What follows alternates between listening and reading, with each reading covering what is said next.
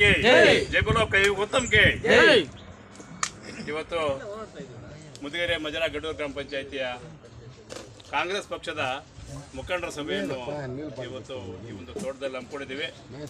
ಈ ಒಂದು ಸಭೆಗೆ ಮುದಿಗೆರೆ ಗ್ರಾಮ ಪಂಚಾಯಿತಿ ಎಲ್ಲ ಮುಖಂಡರು, ಕಾಂಗ್ರೆಸ್ ಪಕ್ಷದ ಮುಖಂಡರು ಪ್ರತಿಯೊಂದು ಊರಿಂದನೂ ಈ ಒಂದು ಆಗಮಿಸಿದ್ದಾರೆ. ನಿಮ್ಗೆಲ್ರಿಗೂ ಮೊದಲನೇದಾಗಿ 2023ರಲ್ಲಿ ನಮ್ಮ ಆಜ್ಞಾನ ಅವರಿಗೆ ನೀವು ಮತಯಾಚನೆ ಮಾಡಿ ಮತ ಹಾಕ್ಸಿರೋದಕ್ಕೂ ನೀವು ಮತ ಹಾಕಿರೋದಕ್ಕೂ ಮೊದಲನೇದಾಗಿ ನಿಮ್ಗೆಲ್ಲರೂ ಧನ್ಯವಾದಗಳು, ನಮಸ್ಕಾರಗಳು ಹೇಳ್ತಾ, ಈ ಒಂದು ಲೋಕಸಭೆ ಚುನಾವಣೆಗೆ ಇವಾಗ 26/4 ಲೋಕಸಭೆ ಚುನಾವಣೆ ನಿಗದಿಯಾಗಿದೆ. ಈ ಒಂದು ಲೋಕಸಭೆ ಚುನಾವಣೆಗೆ ನಮ್ಮ ಪಕ್ಷದಿಂದ ಒಬ್ಬ ಒಳ್ಳೆ ವ್ಯಕ್ತಿಯನ್ನ ನಮ್ಮ ಕೆ.ವಿ. ಗೌತಮ್ ಅನ್ನೋರನ್ನು ನಾವು ಆಯ್ಕೆ ಅಭ್ಯರ್ಥಿಯಾಗಿ ಇಲ್ಲಿ ಮಾಡಿದ್ದೀವಿ. ಈ ಒಂದು ಕೆ.ವಿ. ಗೌತಮ್ ಅವರಿಗೆ ತಾವೆಲ್ಲರೂ ಅತ್ಯಧಿಕ ಮತವನ್ನು ಕೊಟ್ಟು ಅವ್ರನ್ನ ಮೆಜಾರಿಟಿಯಲ್ಲಿ ಗೆಲ್ಲಿಸಬೇಕು ಅಂತ ನಮ್ಮಲ್ಲಿ ಮನವಿ ಮಾಡ್ತಾ, ಗೆಲ್ಲಿಸ್ತೀರಿ ಅಂತ ನಂಬಿಕೆನೂ ನಮಗಿದೆ. ಯಾಕೆ ಅಂದರೆ ಮುದಿಗೆರೆ ಗ್ರಾಮ ಪಂಚಾಯಿತಿ ತಾಲೂಕಿನಲ್ಲಿ ದೊಡ್ಡ ಗ್ರಾಮ ಪಂಚಾಯಿತಿ, ಗುಮ್ಕಲ್ ಪಂಚಾಯಿತಿ ಮತ್ತು ಮುದಿಗೆರೆ ಗ್ರಾಮ ಪಂಚಾಯಿತಿ. ಈ ಗ್ರಾಮ ಪಂಚಾಯಿತಿಗೆ ಇವಾಗ ಈ ಚುನಾವಣೆಗೆ ಬಂದು ಏನಪ್ಪ ಅವಕಾಶ ಅಂದರೆ 2 ಗ್ರಾಮಗಳಲ್ಲಿ ನಮ್ಮ ಮೈನಾರಿಟಿ ಸಹೋದರಿದ್ದಾರೆ. ಶಂಕಲ್ಪಲ್ಲಿ ಉಬಿ ಗ್ರಾಮದಲ್ಲಿ ನಮ್ಮ ಮೈನಾರಿಟಿ ಸಹೋದರಿದ್ದಾರೆ. 2000 ವೋಟ್ ರಿಸರ್ವ್ ಇದ್ದಂಗಿದೆ ಅಲ್ಲಿ. ಅದ್ರ ಜೊತೆಗೆ ಮುದಿಗೆರೆ ಗ್ರಾಮದಲ್ಲಿ ನಮ್ಮ SC ಜನಾಂಗದವರು 1000 ಜನ ಇದ್ದಾರೆ, 1000 ವೋಟರ್ಸ್ ಇದ್ದಾರೆ. ಅದ್ರ ಜೊತೆಗೆ ಎಲ್ಲ ಹಳ್ಳಿಗಳಲ್ಲೂ ಸೇರಿ ನಮ್ಮ SC ಜನಾಂಗದವರು 1000 ಜನ ಇದೆ. 4000 ವೋಟ್ ಇಲ್ಲಿ ರಿಸರ್ವ್ ಇದ್ದಂಗೆ. ಏನೋ ಬೇರೆ ಬ್ಯಾಕ್ವರ್ಡು ನಮ್ಮ ಜನರಲ್ ಕ್ಯಾಸ್ಟ್ ವೋಟ್ ಬಿಟ್ಟು ದಯವಿಟ್ಟು 4,000 ವೋಟ್ ಡಿಸೈಡ್ ಮಾಡಬೇಕು ನಮ್ಮಲ್ಲಿ ಮನವಿ ಮಾಡ್ತಾರೆ. ಯಾವುದೇ ಕಾರಣಕ್ಕೂ ಒಂದು ಓಟು ಸಮೇತ ನಮ್ಮ ಮುದಿಗೆರೆಯಲ್ಲಿ ನಮ್ಮ ವಿಶ್ವನಾಥ್, ನಮ್ಮ ರಾಜಪ್ಪ ಅನ್ನೋ ಅನೇಕ ಮುಖಂಡರು ಬಂದಿದ್ದಾರೆ, ಚಂದ್ರ ಎಲ್ಲ ಬಂದಿದ್ದಾರೆ. ತಾವು ನಿಮ್ಮ ಊರಿನ ಪೂರ್ತ ಜವಾಬ್ದಾರಿ ತಗೊಂಡು ತಾವು 1000 ವೋಟು ನಮ್ಮ ಕಾಂಗ್ರೆಸ್ ಪಕ್ಷಕ್ಕೆ ಕೆ.ವಿ. ಗೌತಮ್ ಅವ್ರಿಗೆ ಹಾಕಿಸಿ ಆಜ್ಞಾನ ಅವ್ರ ಕೈಯನ್ನು ಬಲಪಡಿಸಬೇಕು, ಕೊತ್ತೂರು ಮಂಜುನಾಥ್ ಅವ್ರ ಕೈ ಬಲಪಡಿಸಬೇಕು. ತಮ್ಮಲ್ಲಿ ಪದೇ ಮಾಡ್ಕೊಂತ ಈ ಒಂದು ಮುದಿಗೆರೆ ಗ್ರಾಮ ಪಂಚಾಯತಿಯಲ್ಲಿ ಹೆಚ್ಚಿನ ಬಹುಮತ ಸಂಖ್ಯೆ ಓಟನ್ನು ನಮ್ಮ ಕೆ.ವಿ. ಗೌತಮ್ ಹಸ್ತದ ಗುರುತು ಸೀರಿಯಲ್ ನಂಬರ್ 1ಕ್ಕೆ ಹಾಕಬೇಕು ಅಂತ ಮನವಿ ಮಾಡಿ ನನ್ನ ಮಾತನ್ನು ಮುಗಿಸ್ತೀನಿ. ಎಲ್ಲರಿಗೂ ನಮಸ್ಕಾರ.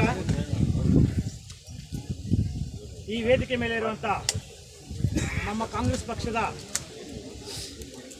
ಎಲ್ಲ ತಾಲೂಕು ಮುಖಂಡರೇ ಮತ್ತು ನಮ್ಮ ಮುದಿಗೆರೆ ಗಡೂರು ಪಂಚಾಯಿತಿಯ ಎಲ್ಲ ಕಾಂಗ್ರೆಸ್ ಮುಖಂಡರೇ, ಅಣ್ಣ ತಮ್ಮಂದರೇ ಮತ್ತು ಪತ್ರಿಕಾ ಮಿತ್ರರೇ, ನಾವು ಇವತ್ತು ಇಲ್ಲಿ ಸೇರಿರುವುದು ಕಾರ್ಯಕ್ರಮ ಅಂದರೆ ಕರ್ನಾಟಕ ಲೋಕಸಭೆಯ ಚುನಾವಣೆ ಬಂದಿದೆ.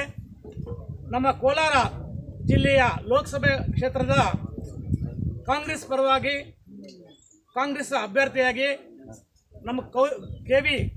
ಗೌತಮ್ ಅವರ ಪರವಾಗಿ ಮತಯಾಚನೆ ಮಾಡಲು ಪ್ರಚಾರ ಕಾರ್ಯಕ್ರಮವನ್ನು ಹಮ್ಮಿಕೊಂಡಿದ್ದೇವೆ. ನಾವು ಮೊದಲನೇದಾಗಿ ಹೆಬ್ಣಿಯಿಂದ ಪ್ರಾರಂಭವಾಗಿ ಈಗ ಇದು 5ನೇ ಪಂಚಾಯಿತಿಗೆ ಆಗಮಿಸಿದ್ದೀವಿ. ಮುದಿಗೆರೆಗೆ 5ನೇ ಪಂಚಾಯಿತಿಗೆ ಆಗಮಿಸಿದ್ದೀವಿ. ಇಲ್ಲಿಂದ ತಿರ್ಗಾ ಮುಂದುವರ್ಸ್ಕೊಂಡು ಹೋಗ್ತೀವಿ.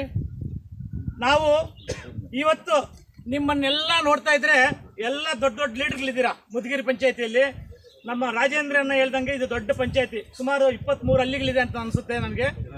24 ಹಳ್ಳಿಗಳಿದೆ, ದೊಡ್ಡ ಪಂಚಾಯಿತಿ ಇದು. ಎಲ್ಲ ದೊಡ್ಡ ಲೀಡರ್ಗಳಿದ್ದೀರಾ. ಆವಾಗಲೇ ನಮ್ಮ ಅಂಬರೀಷನ್ನ ಹೇಳಿದ್ರು ನಮ್ಮ ಶಾಸಕರು ಅಂತ. ನಿಮ್ಮನ್ನೆಲ್ಲ ನೋಡ್ತಾ ಇದ್ರೆ ನಾನು ಕಡಿಮೆ ಅಂತರದಲ್ಲಿ ಸೋತಿದ್ರು ಶಾಸಕರು ಅಲ್ಲದೇ ಇದ್ರು ಶಾಸಕರಾಗಿ ಶಾಸಕರೇ ನಾವು, ಅದರಲ್ಲಿ ಯಾವುದೇ ಡೌಟ್ ಇಲ್ಲ. ಮುಂದಿನ ದಿನಗಳಲ್ಲಿ ನಿಮ್ಮ ಎಲ್ಲ ಪಂಚಾಯತಿಗಳಿಗೆ ಹೋಗಿ ಬರ್ತಾ ಇದ್ದೀನಿ. ಇದೇ ಸಹಕಾರ ಇದ್ರೆ ಮುಂದಿನ ದಿನಗಳಲ್ಲಿ ನಾನು ಶಾಸಕರಾಗ್ತೀನಿ ಅಂತ ನನಗೆ ನಂಬಿಕೆ ಇದೆ. ನಿಮ್ಮ ಪ್ರೀತಿ ವಿಶ್ವಾಸಗಳನ್ನು ಹಿಂಗೆ ಮುಂದುವರಿಸಿಕೊಂಡು ಹೋಗ್ತೀನಿ. ನಮ್ಮ ಕೊತ್ತೂರು ಮಂಜನ ಆಶೆಗಳನ್ನು ಸಹ ಅವರು ಏನು ಹೇಳಿದ್ದಾರೆ, ನಮಗೆ ಅವರ ಮಾರ್ಗದರ್ಶನದಲ್ಲಿ ಪಕ್ಷವನ್ನು ಬಲಪಡಿಸ್ತೀವಿ. ಅದರಲ್ಲಿ ಎರಡನೇ ಡೌಟ್ ಇಲ್ಲ. ನಿಮ್ಮ ಸಹಕಾರಗಳನ್ನೆಲ್ಲ ತಗೊಂಡು ಪಕ್ಷವನ್ನು ಬಲಪಡಿಸ್ತೀವಿ. ಇವಾಗ ನಾವು ಗೌತಮ ಪರವಾಗಿ ಕಾಂಗ್ರೆಸ್ ಪಕ್ಷಕ್ಕೆ ವೋಟ್ ಕೇಳಲು ಬಂದಿದ್ದೀವಿ.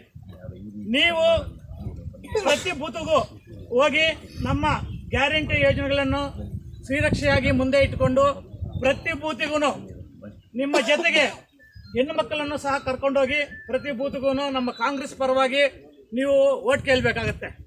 ಕೇಳಿ ನಮ್ಮ ಗೌತಮ್ ಅವ್ರನ್ನ ಗೆಲ್ಲಿಸಬೇಕು. ಹಾಗೆ ನಮ್ಮ ಕೊತ್ತೂರು ಮಂಜನ್ನ ಸಹ ಬರ್ತಾರೆ. ನಮ್ಮ ಹೋಬಳಿ ಮಟ್ಟದಲ್ಲಿ 5 ಹೋಬಳಿಗಳಲ್ಲಿ ವೇಳಾಪಟ್ಟಿ ನಮ್ಮ ಅಧ್ಯಕ್ಷರು ಮತ್ತು ಮುಖಂಡರು ನಿಗದಿಪಡಿಸ್ತಾರೆ. ವೇಳಾಪಟ್ಟಿನ ಆ ದಿನಾಂಕಗಳನ್ನು ತಮಗೆಲ್ಲ ತಿಳಿಸ್ತೀವಿ. ಆ ದಿನಾಂಕಗಳಲ್ಲಿ ಆ ಟೈಮಲ್ಲಿ ನಮ್ಮ ಕೆ ವಿ ಗೌತಮ್ ಅವರು ಅಭ್ಯರ್ಥಿ ಮತ್ತು ನಮ್ಮ ಕೊತ್ತೂರು ಮಂಜನವರು ಬರ್ತಾರೆ ಪ್ರಚಾರ ಕಾರ್ಯಕ್ರಮಕ್ಕೆ. ಆ ಟೈಮಲ್ಲಿ ನಿಮಗೂ ವಿಷಯನ ತಿಳಿಸ್ತೀವಿ.